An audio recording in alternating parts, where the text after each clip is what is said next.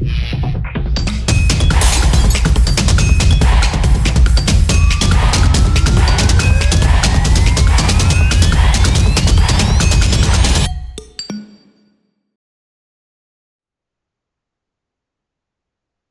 Students, welcome to legal edge. My name is Abhishek और आज मैं आप सभी के लिए एक नया सेशन लेकर आया हूं। और आज का जो हमारा ये सेशन होगा, इसमें हम हमारे फर्स्ट कॉन्स्टिट्यूशनल अमेंडमेंट एक्ट के बारे में यहाँ पर बात करेंगे, जो कि 1951 में हुआ था। तो ये जो पर्टिकुलर टॉपिक है वो हम यहाँ पर क्यों डिस्कस कर रहे हैं, हम एक पर्सनालिटी के बारे में डिस्कशन करेंगे जिनका नाम है चंपकम दोराई राजन। ठीक है, तो ये जो टाइटल आपको मैं यहाँ पर पढ़ाने वाला हूँ, इसमें मैं आपको ये बताऊंगा कि चंपकम दोराई राजन जो है वो कौन है। The women in a 9 yard sari who triggered the first amendment, है ना, हमारे कॉन्स्टिट्यूशन में जो पहला अमेंडमेंट यहाँ पर हुआ था वो किन की वजह से हुआ था, वो इनकी वजह से हुआ था। ठीक है, जिन्होंने कॉन्स्टिट्यूशन के पहले अमेंडमेंट को ट्रिगर यहाँ पर किया, इसके बारे में हम बात करेंगे। साथ ही साथ मैं आपको बताऊंगा कि जब भी फंडामेंटल राइट और directive principle of state policy, इनके बीच में जब कॉन्फ्लिक्ट यहाँ पर होती है, तो अलग अलग जजमेंट्स में सुप्रीम कोर्ट ने यहाँ पर क्या क्या जजमेंट्स दिए हैं और उनकी क्या सिग्निफिकेंस है, जो आज भी हमको देखने को मिलती है। तो बहुत ही इंटरेस्टिंग सा ये सेशन यहाँ पर होने वाला है, क्योंकि ये टॉपिक भी कवर हो जाएगा, अमेंडमेंट भी यहाँ पर कवर हो जाएगा, और कुछ इंपॉर्टेंट केसेस जो जुडिशियल सिग्निफिकेंस यहाँ पर रखते हैं उनके बारे में भी आपको इंफॉर्मेशन जो है वो यहाँ पर मिल जाएगी। तो सबसे पहले न्यूज आर्टिकल देखते हैं। तो ये न्यूज में क्यों है, तो मैंने आपको ये पहले बता दिया कि Champakam Dorairajan case 1951, first conflict between fundamental rights and directive principles of state policy. आप सभी को पता है कि जो फंडामेंटल राइट्स है ये हमारे कॉन्स्टिट्यूशन के पार्ट नंबर 3 में आर्टिकल 12 से लेकर 35 तक यहाँ पर मेंशन किए गए हैं। और ये जो फंडामेंटल राइट का प्रोविजन है ये हमने यूएसए के कॉन्स्टिट्यूशन से अडॉप्ट किया है।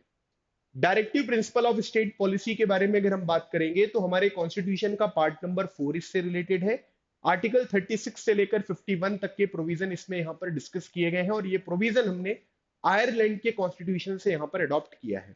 तो पहली बार जो फंडामेंटल राइट और डीपीएसपी में कॉन्फ्लिक्ट यहाँ पर इमर्ज हुई, उसका जो एग्जाम्पल है वो कौन सा है, वो है चंपकम दोराई राजन केस। तो अब ये न्यूज में क्यों है, तो चंपकम दोराई राजन केस 1951 का was the first instance of conflict between fundamental right and DPSP in India constitutional history. मतलब इंडिया के कॉन्स्टिट्यूशनल हिस्ट्री में पहली बार डीपीएसपी और फंडामेंटल राइट के बीच में जो वॉल्यूशन हुआ, कॉन्फ्लिक्ट यहां पर निकल कर आई, वो इस केस में आपको इमर्ज होती हुई दिखाई देगी। अब हम इस पूरे के पूरे केस का बैकग्राउंड समझते हैं, क्योंकि डायरेक्टली अगर मैं आपको जजमेंट बता दूंगा तो हो सकता है कि आपको चीजें यहां पर क्लियर ना हो। तो सबसे पहले हम इस पूरे के पूरे चंपकम दोराई राजन केस का एक बैकग्राउंड यहां पर समझते हैं कि ये है क्या। तो 1948 में मद्रास गवर्नमेंट ने जो है वो कम्युनल यहां पर क्या किया कि चीजें जो है वो यहां पर, आप ये मान लीजिए कि चीजें इन्होंने जो है वो यहां पर इंट्रोड्यूस करी, जो रिजर्वेशन वगैरह है वो यहां पर इंट्रोड्यूस किया। जैसे अगर आप देखोगे तो बोला गया है कि reservation of seats in educational institution based on caste and religion. ठीक है, तो कास्ट और रिलीजन के बेसिस पे मद्रास गवर्नमेंट, जिसे आज के टाइम पीरियड पर हम तमिलनाडु कहते हैं, वहां पर सीट्स का जो रिजर्वेशन है वो यहां पर शुरू किया गया। Justified under article 46 which direct the state to promote education economic interest of SC ST and weaker section. अब यहां पर क्या हो रहा है कि आर्टिकल नंबर 46, आर्टिकल नंबर 46 किसका पार्ट है, directive principle of state policy का, जिसमें यह बोला गया है कि जो भी यूनियन गवर्नमेंट है या स्टेट गवर्नमेंट है, वो जो भी हमारे वीकर सेक्शन है, शेड्यूल कास्ट, शेड्यूल ट्राइब है, इनके अपलिफ्टमेंट के लिए, इनके एजुकेशन और इकोनॉमिक इंटरेस्ट को ध्यान में रखने के लिए इस तरीके के एक्शंस जो है वो यहां पर ले सकते हैं, ताकि उनका अपलिफ्टमेंट यहां पर किया जा सके। तो ये चीज अगर आप देखोगे तो ये यहां पर क्या करी गई है, इसको बेसिस बनाकर तमिलनाडु में ये रिजर्वेशन जो है वो इंट्रोड्यूस यहां पर किया गया। अब उसके बाद जब इन्होंने 1948 में इस तरीके की चीज तमिलनाडु में शुरू करी गई, तो फिर जो महिला है जिनका नाम है चंपकम दोराई राजन, उन्होंने इसे लीगली जो है वो यहां पर क्या कर दिया, चैलेंज कर दिया।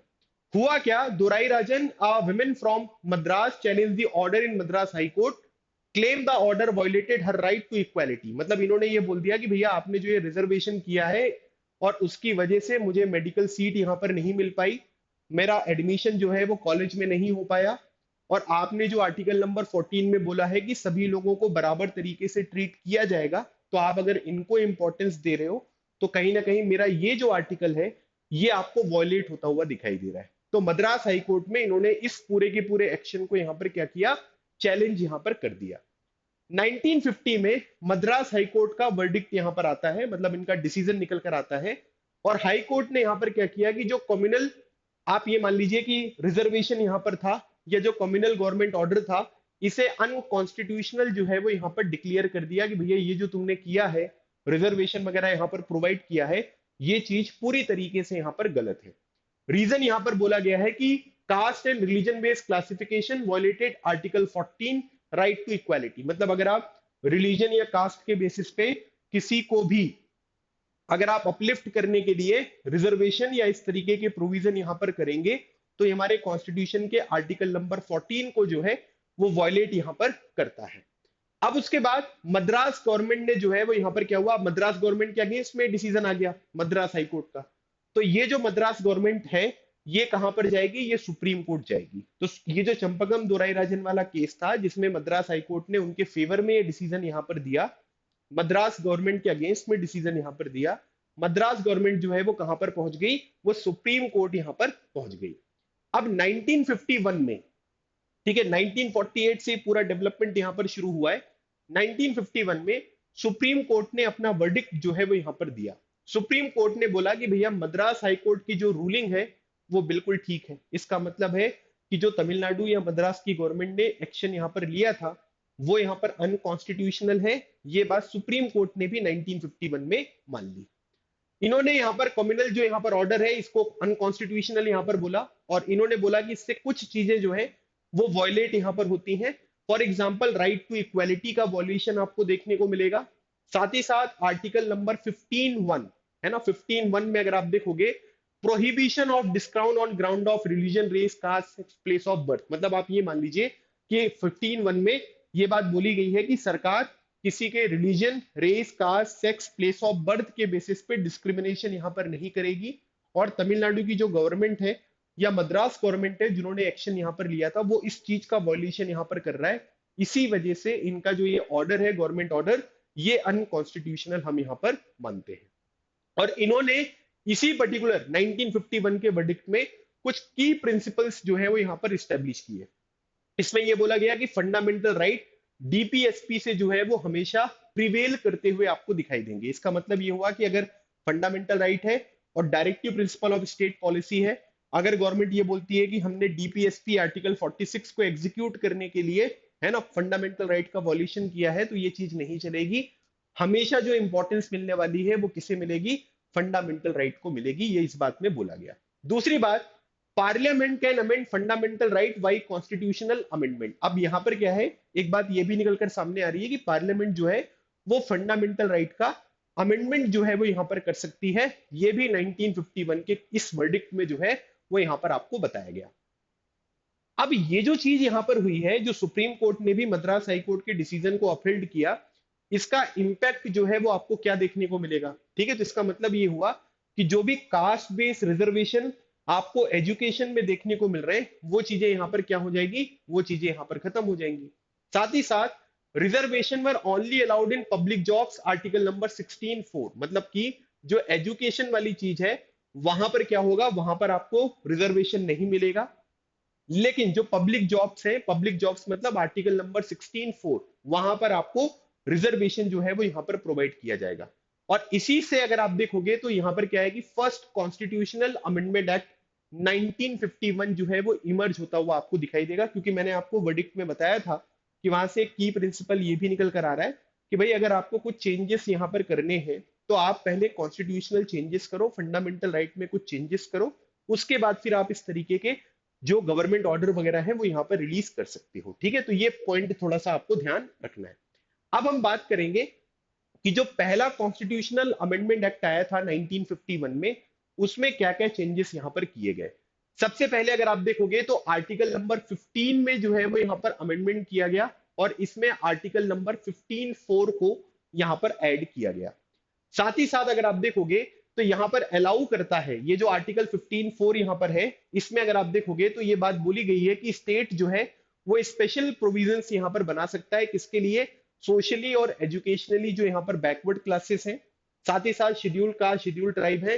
Establish the constitutional basis for reservation in educational institution. इसका मतलब ये हुआ कि इससे पहले एजुकेशनल इंस्टीट्यूशन में रिजर्वेशन वाली बात जो है वो यहाँ पर एप्लीकेबल नहीं थी एजुकेशन के लिए।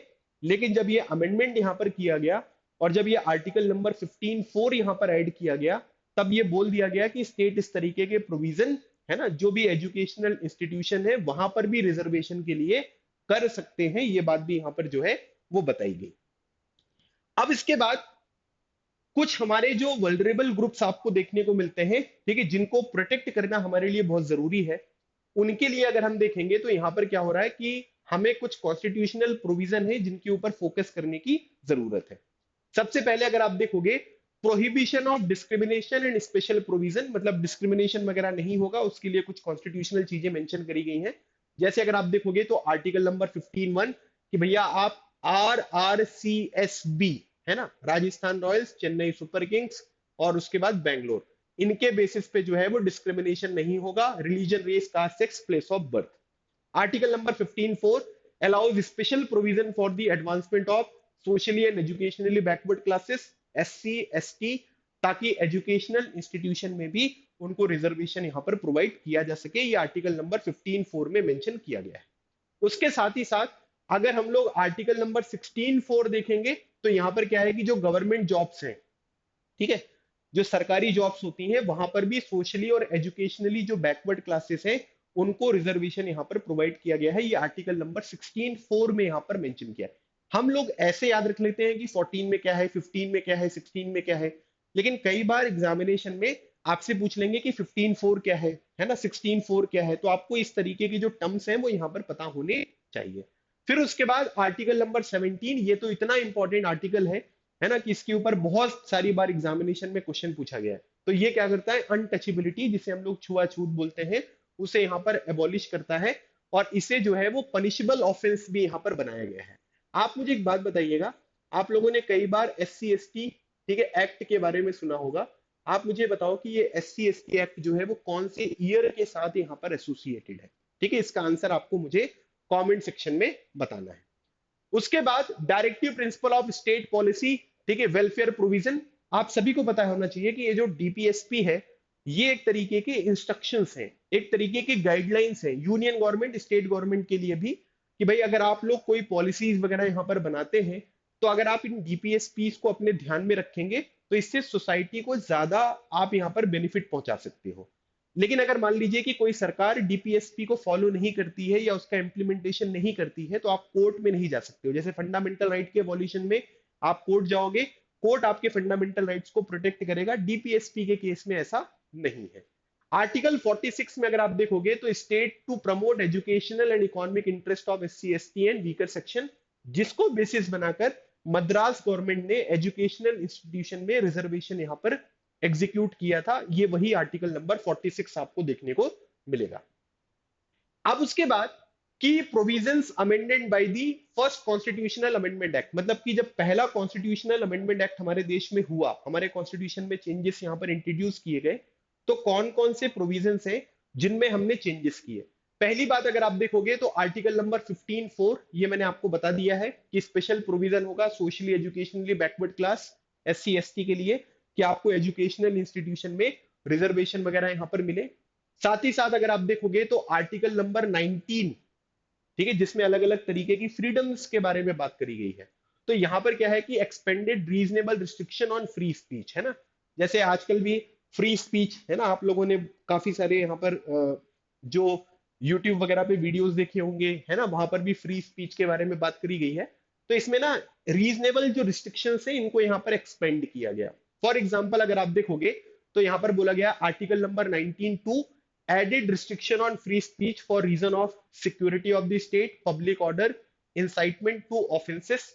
और यहाँ पर एक बात ये बताई गई है कि भैया आपको फ्री स्पीच का जो है वो हमने राइट यहाँ पर दिया है, लेकिन इससे हमारे देश को खतरा नहीं होना चाहिए, पब्लिक ऑर्डर जो है वो डिस्टर्ब नहीं होना चाहिए, और ऑफेंसेस को आप यहाँ पर इंसाइट नहीं करो, है ना, कि भाई मैं बोल रहा हूँ यहाँ से, है ना, मैं ऑफेंसेस को इंसाइट करने की कोशिश कर रहा हूँ और मैं यहाँ पर मुझे पुलिस पकड़ कर ले गई तो मैंने कहा कि अरे मैं तो फ्री स्पीच यहाँ पर अपनी प्रैक्टिस कर रहा था। तो ये रीजनेबल रिस्ट्रिक्शंस यहाँ पर होती है। State power over trade and business allowed the state to set professional qualification and regulate or nationalize trades, business और industries by state owned corporation।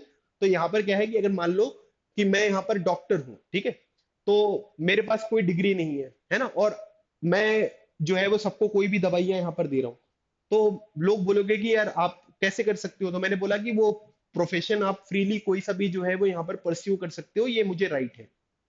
तो ऐसे तो कोई भी डॉक्टर बन जाएगा, ऐसे तो कोई भी टीचर बन जाएगा, लेकिन यहाँ पर क्या है कि कुछ क्वालिफिकेशंस आपकी यहाँ पर होनी चाहिए, तो वो क्वालिफिकेशंस जो है वो यहाँ पर बनाई गई। अब इसी तरीके से मान लीजिए कि कोई इलीगल ऑब्जेक्ट्स है, उनकी आपने यहाँ पर बिजनेस स्टार्ट कर दिया है ना, बोले ये क्यों शुरू किया, बोले वो बिजनेस करने की जो है वो हमें परमिशन यहाँ पर दी गई है ना, तो उसमें भी रिस्ट्रिक्शंस लगाई गई कि भैया किसी भी चीज का, जो चीजें इलीगल है उसका थोड़ा ना ट्रेडिंग तुम करने लग जाओगे। तो गवर्नमेंट उन सब चीजों के ऊपर कंट्रोल करेगी, और इसीलिए बोला गया है कि जो रीजनेबल रिस्ट्रिक्शंस है इनका स्कोप यहाँ पर पहले कॉन्स्टिट्यूशनल अमेंडमेंट एक्ट में जो है वो एक्सपेंड यहाँ पर किया गया।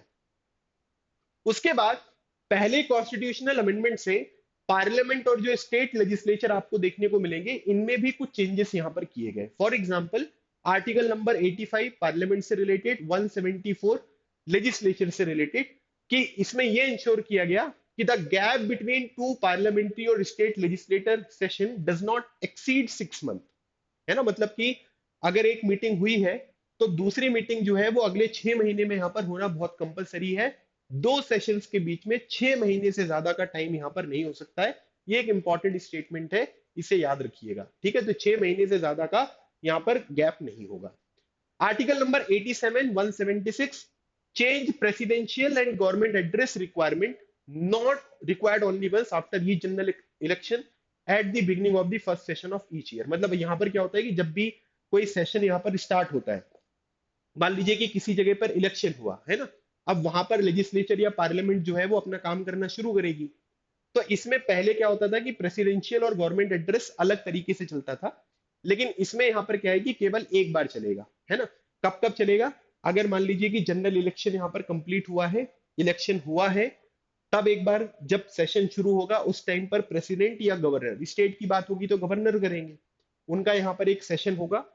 और हर साल, ठीक है, eight the beginning of the first session of each year, है ना, मतलब हर साल का जो पहला सेशन होगा एक बार वो होगा।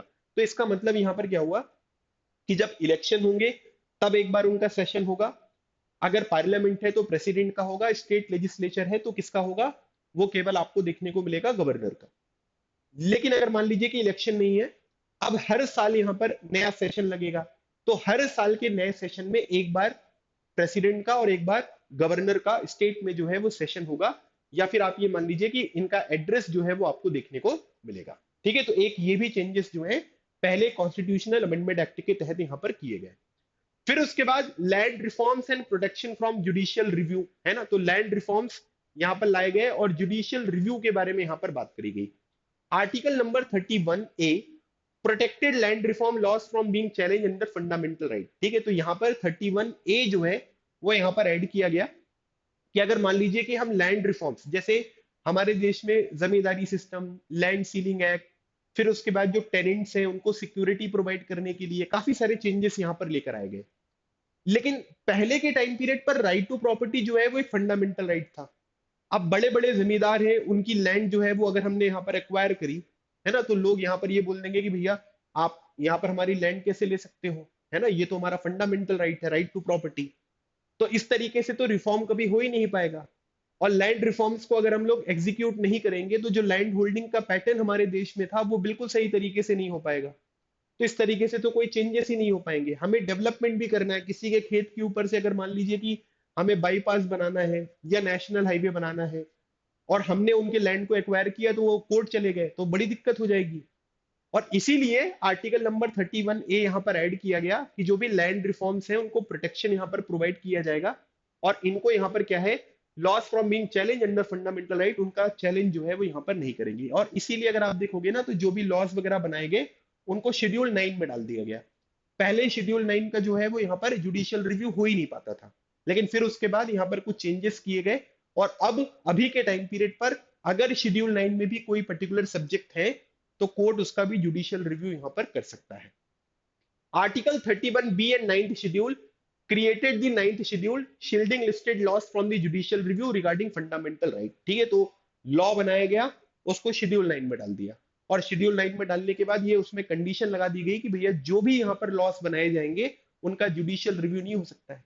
क्योंकि अगर मान लीजिए कि कोई लॉ है लैंड रिफॉर्म्स का, और उससे अगर किसी के फंडामेंटल राइट यहाँ पर वायलेट हो रहे हैं, तो उसका जुडिशियल रिव्यू होगा। कोर्ट क्या करेगा, उनको फंडामेंटल राइट प्रोवाइड करवा देगा। तो इससे तो फिर लैंड रिफॉर्म्स हो ही नहीं पाएंगे। इसीलिए शेड्यूल 9 यहाँ पर क्रिएट किया गया कि जो भी लैंड रिफॉर्म्स के लॉज होंगे उनको उठाया जाएगा, शेड्यूल 9 में डाल देंगे, तो जुडिशियल रिव्यू हो नहीं पाएगा, तो सरकार अपना काम जो है वो आसानी से यहाँ पर कर पाएगी। उसके बाद एससी और एसटी के प्रोविजंस के बारे में भी बात करी गई, जैसे article 341 and 342 gave the president authority to specify SC and ST for each state separately. मतलब कि जो भी एससी पॉपुलेशन है या कास्ट है, या एसटी पॉपुलेशन या कास्ट है, उनको स्पेसिफाई करने की जो बात यहाँ पर करी गई है वो 341 और 342 में करी गई है। अच्छा, एक बात ये ध्यान रख लेना, एक आपको मिलेगा आर्टिकल नंबर 366(24), एक ये आर्टिकल है, और एक आपको आर्टिकल देखने को मिलेगा, इसे बोलते हैं 366(25), है ना। यहाँ पर शेड्यूल कास्ट पॉपुलेशन को डिफाइन किया गया है, और यहाँ पर शेड्यूल ट्राइब पॉपुलेशन को डिफाइन किया गया है। ठीक है, और मेंशन कहां पर किए गए हैं, 341 में एससी और 342 में शेड्यूल ट्राइब पॉपुलेशन को यहां पर मेंशन किया गया। अथॉरिटी किसके पास है, प्रेसिडेंट के पास। अब उसके बाद जो भी यहाँ पर फंडामेंटल राइट्स हैं और directive principle of state policies है, इनको लेकर अलग अलग केसेस में अलग अलग तरीके की कॉन्फ्लिक्ट जो है वो आपको देखने को मिली है ना। मेनली अगर हम देखेंगे तो जो लैंड रिफॉर्म्स है ना, इन्हीं को लेकर जो है वो काफी सारे केसेस यहाँ पर इमर्ज होते हुए आपको दिखाई देंगे। तो अब हम लोग यहाँ पर की सुप्रीम कोर्ट जजमेंट्स के बारे में बात करेंगे, जहां पर फंडामेंटल राइट और डीपीएसपी के बीच में कॉन्फ्लिक्ट है, और उन पर्टिकुलर केसेस में सुप्रीम कोर्ट ने यहाँ पर क्या जजमेंट दिया है उसकी बात यहाँ पर हमको करनी है। सबसे पहले अगर हम देखेंगे तो ये है गोलकनाथ केस 1967। सुप्रीम कोर्ट ने यहाँ पर चंपकम दोराईराजन की जो रूलिंग है इसको यहाँ पर क्या कर दिया, ओवरटर्न यहाँ पर कर दिया। 1951 में चंपकम दोराईराजन केस यहां पर था, Madras high court supreme court ने भी उसको अपहेल्ड यहां पर किया। गोलकनाथ केस में अगर आप देखोगे तो चंपकम दोराईराजन केस की जो रूलिंग थी इसको यहां पर क्या किया गया, ओवरटर्न यहां पर कर दिया गया। Held that parliament can not amend fundamental rights, और उसमें यह भी बोला गया था चंपकम दोराईराजन केस में कि पार्लियामेंट फंडामेंटल राइट्स को यहां पर अमेंड यहां पर कर सकती है।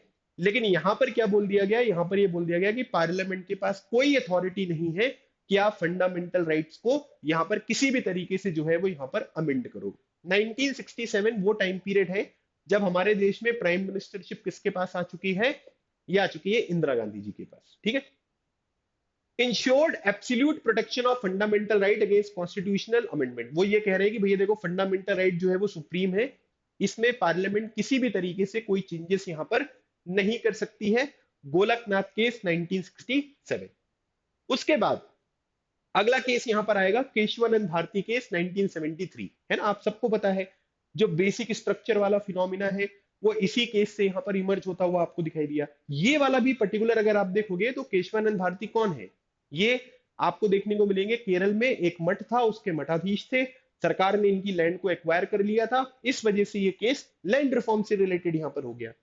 तो 25th कॉन्स्टिट्यूशनल अमेंडमेंट एक्ट आया 1971 इंदिरा गांधी जी के टाइम पीरियड पर, जिसमें आर्टिकल नंबर 31C को यहां पर इंट्रोड्यूस किया गया, जिसमें दो की प्रोविजंस आपको देखने को मिलेंगे।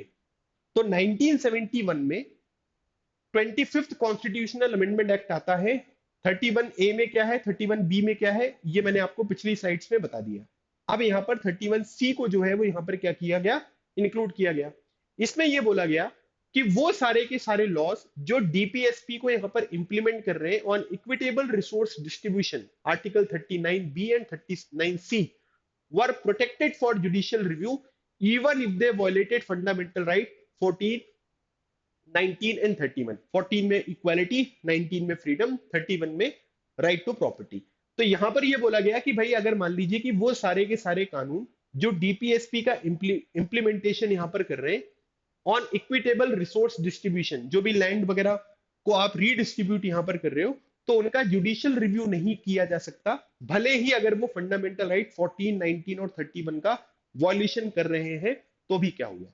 ये बात किसमें बोली गई, 25th कॉन्स्टिट्यूशनल अमेंडमेंट एक्ट 1971 में। दूसरी बात, any law implementing article 39b and 39c was protected from judicial review even if it failed to fully achieve its goal।